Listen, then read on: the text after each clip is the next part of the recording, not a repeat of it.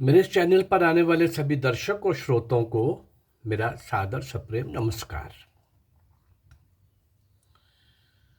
भारत की स्वतंत्रता का आखिरी 190 वर्ष का इतिहास। आखिरी 190 वर्ष का इतिहास भारत के उन क्रांतिकारियों का, उन देशभक्तों का जिन्होंने अपने प्राण तक न्यौछावर किए, आजीवन संघर्ष किया, जूझते रहे, सशस्त्र क्रांति के द्वारा उन आतताइयों को, उन राक्षसी फिरंगी विदेशी सरकार को, अंग्रेज सरकार को चुनौती देते रहे, सब प्रकार के कष्ट सहते रहे। जेलों के अंदर, भारतीय जेलों में और काला पानी जैसी अंडमान की सेल्युलर जेल, काला पानी की जेल, वहां भयानक। कितने ही लोग वहां जाने के बाद 90% उन महान क्रांतिकारियों का पता तक नहीं चला, वही मर खप गए, नाम तक नहीं उनके बताए गए।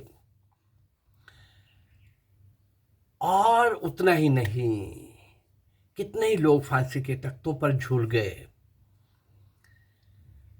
आजादी के समय में भी और आजादी के बाद में भी उन लोगों को कहीं आगे हाईलाइट नहीं किया गया।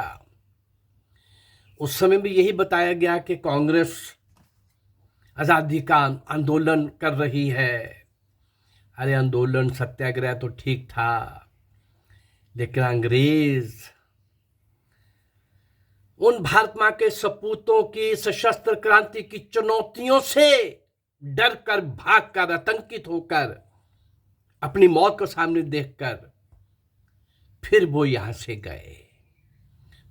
बहुत बार मैं अपनी वीडियोस के अंदर तथ्यों के साथ आपके सामने ये विषय रख चुका हूं।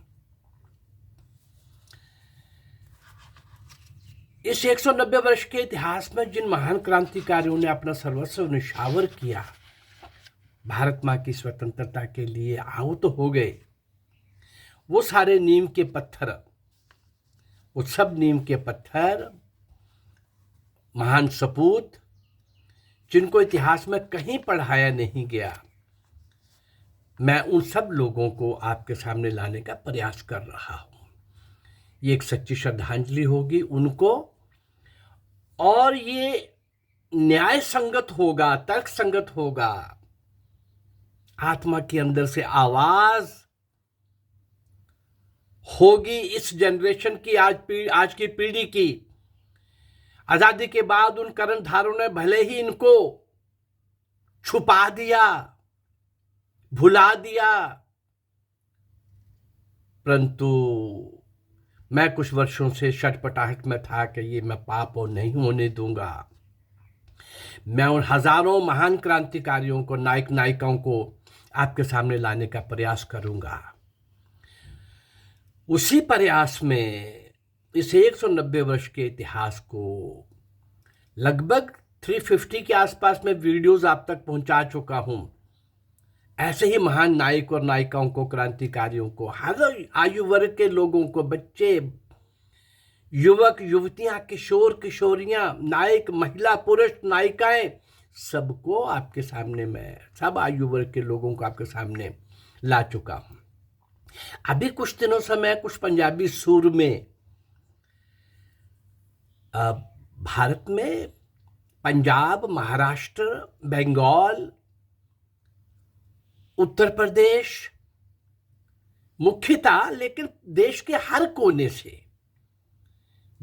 कोने से भारत मां की गोद से वो सपूत समय समय पर निकलते रहे, सामने आते रहे, और उन सब महान सपूतों ने देश की आजादी के लिए आखिरी समय तक जूझते रहे, न्यौछावर हो गए। उन सब का नाम मैं आपके सामने ला रहा हूं। तो उसी श्रृंखला में मैं कुछ पंजाबी सुर में, कुछ तो मैं रूटीन के अंदर उन सब के साथ दे चुका हूं, पंजाबी उन महान क्रांतिकारियों को, बंगाल के, उत्तर प्रदेश के, महाराष्ट्र के, गुजरात के, हिमाचल के भी 2 क्रांतिकारी मैंने आपको दिए हैं। ऐसे ही अलग अलग प्रदेशों से वो क्रांतिकारी जो आज का पंजाब पाकिस्तान में है उसका भी दे चुका हूं। लेकिन पंजाब के जब मैं कुछ सूरमों को दे रहा हूं तो एक बात ध्यान में रखनी होगी कि मैं आपको कूका आंदोलन के प्रणेता गुरु राम सिंह से लेकर और कुछ मैंने आपके सामने रखे थे, भाई भाग सिंह, भाई वतन सिंह, भाई मेवा सिंह, भाई गंधा सिंह, और ऐसे ही आपको ध्यान में आना चाहिए कि कूका आंदोलन, बब्बर खालसा संगठन और बब्बर अकाली आंदोलन, ये सारे कुछ ऐसे प्रयास थे, बड़े प्रयास। इन सभी आंदोलनों ने भारत भूमि को गुलामी की बेड़ियों से, अंग्रेजों से मुक्त कराने के लिए प्रयास किए थे, आंदोलन कराने के लिए, स्वतंत्र कराने के लिए और करने के लिए जो कुछ भी करना पड़ा वो किया। उसके लिए डकैतियां भी डाली, देशद्रोहियों को मृत्यु के द्वार तक भी पहुंचाया। परिस्थितियां ऐसी थीं जिनके कारण उनको ये सब करना पड़ा। उनका शौक नहीं था, ये सब उनको करना पड़ा। उसी श्रृंखला में आज पंजाब के सूर में जब मैंने ये चैप्टर पूरे का पूरा आपके सामने लाने की प्रयास की है, यद्यपि मैं बहुत सारे पंजाब के महान क्रांतिकारियों को दे चुका हूं, लेकिन अभी इस श्रृंखला के अंदर कुछ दिनों से मैं आपके सामने ये ला रहा हूं। मेरे लगातार प्रवास के कारण मैं बाहर, शायद जब प्रवास पे होता हूं कहीं कहीं सफल हो जाता है, पर कहीं कहीं 10-11 बजे तक रात को हैक्टिक प्रवास के कारण, मीटिंग्स के कारण मैं डेली आजकल नहीं बना पा रहा। फिर भी मेरा प्रयास रहेगा कि मैं एक महीने में 20 वीडियोस तो कम से कम आप तक पहुंचा सकूं, शायद इससे भी ज्यादा। और ये कम नहीं है। सिंध के राजा दाहिर से नेताजी सुभाष चंद्र बोस तक 1000 कम से कम नायक और नायिकाओं को, महान भारत मां के सपूतों को, नीम के पत्थरों को, अज्ञात, भूल गए, उन सबको आपके लाने के प्रयास में, उसी श्रृंखला में आज मैं एक पंजाबी सूरमे को ला रहा हूं आपके सामने, अमृतसर के उधम सिंह। एक उधम सिंह का तो मैं 3-4 एपिसोड दे चुका हूं, जो पंजाब के ही सुनाम के रहने वाले थे और अमृतसर के अनाथालय में पड़े थे। उनके माता पिता जी का बचपन में ही उनका देहांत हो गया था, और जलियांवाला बाग कांड के वो साक्षी बालक, वो किशोर उस समय संकल्प लेता है कि वो महान आताताई जनरल डायर को मैं बख्शूंगा नहीं, बदला लूंगा। 13 अप्रैल 1919 का वो जलियांवाला कांड का प्रत्यक्षदर्शी उधम सिंह ने क्या किया, कैसे किया, वो मैंने 3-4 एपिसोड्स के अंदर शायद आपके सामने लाने की कोशिश की थी। लेकिन ये उधम सिंह जो हैं, ये भाई अमृतसर जिला के, आज का पंजाब, यहीं का पंजाब, भारत का ही पंजाब, इसी अमृतसर जिला के कसैल गांव के रहने वाले, किस सन में पैदा हुए, किस महीने पैदा हुए, किस दिन पैदा हुए, इनके बारे में खोज करने के बाद भी मैं नहीं जान सका। लेकिन तो भी उधम सिंह तो थे, क्या थे, आइए देखते हैं। हाँ, एक बात दावे से कही जा सकती है कि उधम सिंह व्यवसाय के सिलसिले में, बिजनेस के पॉइंट ऑफ व्यू से, काम के सिलसिले में अमेरिका गए थे। सन 1870 के बाद पंजाब प्रांत में, वो पंजाब भी पाकिस्तान का और यहां का भी, लेकिन मुख्यतः आज जो भारत का पंजाब है, यहाँ के अधिकांश लोगों में, बहुत से लोगों में और अधिकांश उनमें सिखों ने कनाडा, अमेरिका जाने का एक वो दौर था, बड़ा प्रयास किया और एक प्रथा सी बन गई थी। पंजाब की अति उर्वर भूमि को छोड़कर उन देशों में जाने का कुछ तो कारण रहा होगा। मुख्य रूप से 2-3 कारण लगता है कि रहे होंगे। एक तो गोरी हुकूमत जो थी, अंग्रेज सरकार जो थी, उनके अत्याचारों से, क्योंकि पंजाब लगातार रिएक्ट करता था, फेस करता था, जवाब देता था, क्रांतिकारियों की धरती थी ये, अत्याचार भी अंग्रेज सरकार के पंजाब के अंदर उतने ही भारी पड़ रहे थे। शायद इस कारण से भी उन अत्याचारों से बचने के लिए उनको जाना पड़ा हो, और ये भी हो सकता है कि देखा देखी कुछ लोगों ने शुरू किया, देखा देखी भेड़चाल सी बन गई और इसलिए वो चले गए हों। तीसरा कारण एक और हो सकता है कि बहुत पैसा कमाने के लिए, अमीर बनने के लिए, और पंजाब में समृद्धि थी लेकिन और अधिक कौन नहीं चाहता ऐसा करने के लिए, और वहाँ का स्वतंत्र वातावरण जो देख करके आते थे, वो बाकियों को कहा करते थे हम तो यहाँ गुलामी में भाई नर्क में रह रहे हैं, वहाँ तो सब तरह की स्वतंत्रता है, न्याय है। ये सोच करके जो अधिकांश लोग गए, ये 2-3 कारण हो सकते हैं। उधम सिंह भी, ये अमृतसर के उधम सिंह भी धन कमाने की दृष्टि से अमेरिका गए थे। ये बात बड़ी साफ सी लगती है कि वो बिजनेस करने, पैसा कमाने, अमीर बनने के लिए गए होंगे।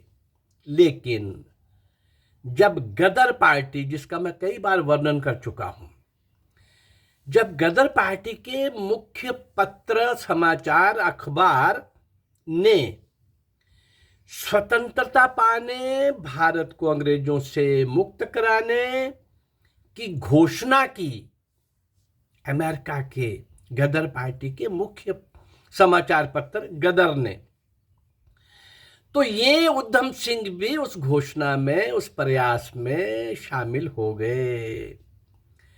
और 1914 में, सन 1914 में जब लोग विप्लव की कामना लिए, क्रांति का भाव लिए, लौटे भारत और लौटने लगे, तो उधम सिंह भी भारत आने वाले उस जहाज में सवार हो गए जिसमें 350 यात्री, इनको मिलाकर 350 यात्री जिस जहाज में थे, अमेरिका से आने वाले उस जहाज के भारतीय समुद्र तट पर लगते ही उसके सारे यात्री गिरफ्तार कर लिए गए। पता चल गया उनको पहले से कि भारत में बहुत बड़ी क्रांति के लिए शस्त्र सहित कुछ लोग भारत की ओर चल पड़े हैं, अंग्रेज सरकार से भिड़ने के लिए, मुकाबले के लिए, उनको परास्त करने के लिए, उनको दिन दोपहर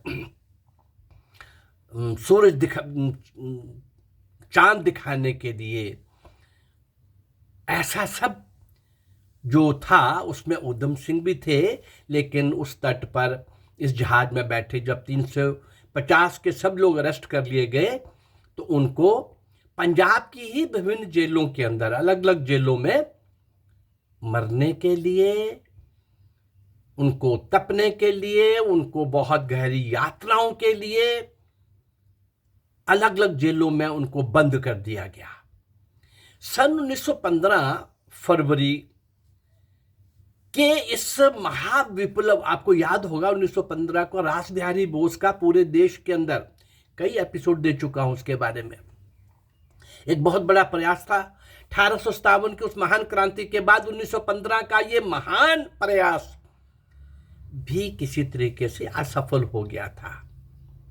अब उसमें एक लाहौर षड्यंत्र केस बना करके कईयों को, बहुतों को दंड दिया जा चुका था।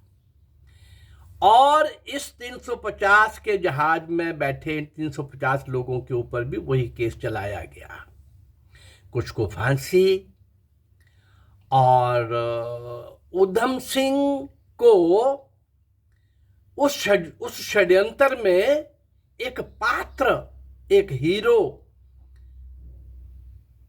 बनाकर आजन्म, और बड़ा खतरनाक क्रांतिकारी मानकर आजन्म काला पानी की सजा सुनाकर अंडमान भेज दिया गया। कुछ साल वहां रहने के बाद मद्रास की बेलारी जेल में लाया गया। काला पानी में क्या होता था, क्या, वो सब मैं बता चुका हूं। भयंकर, महाभयंकर। ये बात 1921 के आखिर की है कि पंजाब के अन्य राज्य कैदियों से सर्वथा इसको अलग कोठरी में बंद कर दिया गया। और एक दिन जब जेल अधिकारियों ने उस कोठरी में झांका तो वहां से गायब थे अमृतसर के कसैल गांव के ये उधम सिंह। हाँ, ताला ज्यों का त्यों बंद था। कोठरी की दीवारें भी सही सलामत थी, कहीं सुराग सेंध नहीं लगी हुई थी, और पहरा भी कहीं से ढीला नहीं था।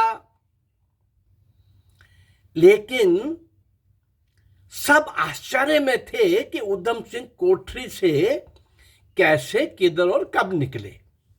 चारों तरफ पुलिस, खबर और तलाश के बाद भी उधम सिंह ना तो पुलिस के हाथ लग सके और ना ही अन्य को सरकारी अफसर जनता से कुछ पता कर सके कि वो कहां गए, क्या हुआ। उधम सिंह जेल से निकलकर सीधे काबुल पहुंच गए। काबुल पहुंचकर अब सरकार तथा पुलिस उनके भागने का मातम मना रही थी, आश्चर्य में थी। ये कैसे हो गया, कुछ पता ही नहीं चल रहा, रहस्य है, ताला लगा हुआ है, कोठरी की दीवारें भी ठीक है, बंदा गायब है, और उसके बाद पता नहीं चल रहा, आखिर कहीं तो गया होगा।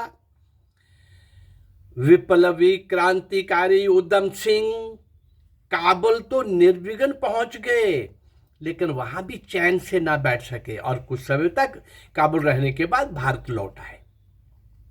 इधर पुलिस और सरकार जोर शोर से उन्हें तलाश करने में लगी हुई थी और उनको फरार घोषित किया जा चुका था बगौड़ा, और सरकार ने कई नोटिस भी जारी किए हुए थे। उसके लिए कई इनाम भी घोषित हो चुके थे। कई बार पुलिस के कब्जे में, गुप्तचरों के कब्जे में आने से वो बाल बाल बचे। मैं चूंकि इमरजेंसी में अंडरग्राउंड रहा हूँ 19 महीने, मैं उसकी कल्पना कर सकता हूँ कि उस समय जो आदमी पुलिस की नज़र से बच रहे होते हैं, उनके साथ, पुलिस के साथ, गुप्तचरों के साथ, सीआईडी के साथ, आईबी के साथ, सबके साथ, उन एजेंसीज के साथ कैसे आंख मिचोली होती है, मैं वो भुगत चुका हूँ। आखिर तक मैं अरेस्ट नहीं हो पाया था। कुछ समय और परिस्थितियां ऐसी होती हैं कि ईश्वर भी साथ देता है। कई बार वो बच चुके थे, आंख मिचोली हो चुकी थी, लेकिन भारत आना और काबुल जाना आम हो गया था। कई बार हुआ, एक दिन जब भारत आ रहे थे तो सीमा पर उन्हें किसी ने गोली मारी और वहीं वो ढेर हो गए। परंतु भारत भूमि पर वापस आना हमेशा के लिए समाप्त हो गया। अब ये काबुल और भारत की सीमा पर होता है। गोली मारने वाला कौन था, उसका उद्देश्य क्या था, ये अब तक भी इस रहस्य के ऊपर से पर्दा नहीं उठ पाया है। वो पर्दा नकाब ओढ़े है। कौन, ये सब जानने की मुसीबत मोल रहे, और क्यों, जबकि भारत को स्वतंत्र हुए अब 7 दशक से ऊपर का समय हो गया। धीरे धीरे देश को आज़ाद कराने वालों को ये स्वार्थ के सारे जिन्होंने आज़ादी के तुरंत बाद राज्य संभाला, उनका लक्ष्य ना पहले देशभक्ति था ना बाद में था। वो तो नेताजी सुभाष चंद्र बोस की का सौदा कर रहे थे अंग्रेजों के साथ। ऐसे दुष्ट लोगों ने ये भी जानने की कोशिश नहीं की और आज तक पता नहीं चला अमृतसर के कसैल गांव के इस महान क्रांतिकारी विप्लवी उधम सिंह को गोली किसने मारी। हाँ, ये महान क्रांतिकारी सैकड़ों हजारों के नाम, ग्राम, माता पिताओं की जानकारी तक देश के इन कर्णधारों ने ना 1947 से पहले दी थी और ना आज है। रेवड़ियां उनको बांटी गईं, मंजिल उन्हें मिली जो शरीके सफर न थे। 1700 से 1925 तक इन महान क्रांतिकारियों का 1925 के बाद कुछ मिलने लग पड़ा था और काफी कुछ मैंने आपको दिया भी है, अभी भी दे रहा हूं। लेकिन 1700 से 1925 तक के उन महान क्रांतिकारियों का, नींव के पत्थरों का, अज्ञात ऐसे सब लोगों को कहीं से भी ना ला करके घोर पाप करने वाली ये काले अंग्रेजों की कांग्रेस सरकार ने, मैंने कहा ना, कई बार बता चुका हूं कांग्रेस को शुरू करने वाला कौन था और आज कांग्रेस किन हाथों में है। कांग्रेस का कभी भी देशभक्ति से दूर दूर तक भी नाता नहीं था। बहुत इस बारे में बोल चुका हूं। आज मुझे इतना ही कहना है कि इस सारे के अंदर हाँ, तो मैंने जिन इन महान क्रांतिकारियों को आपके सामने लाने का प्रयास किया है, कर रहा हूं, करता रहूंगा। ये सिलसिला बहुत दूर तक जाएगा। आप भी इसको संजो के रखिए, संभाल के रखिए इन सारी वीडियोस को और आने वाली जनरेशन को और आज की जनरेशन को बताने का प्रयास करिए। अगर मेरे इस प्रयास में आप शामिल हैं, आपको अच्छा लग रहा है, तो मेरे इस चैनल को लाइक करिए, सब्सक्राइब करिए और शेयर करिए।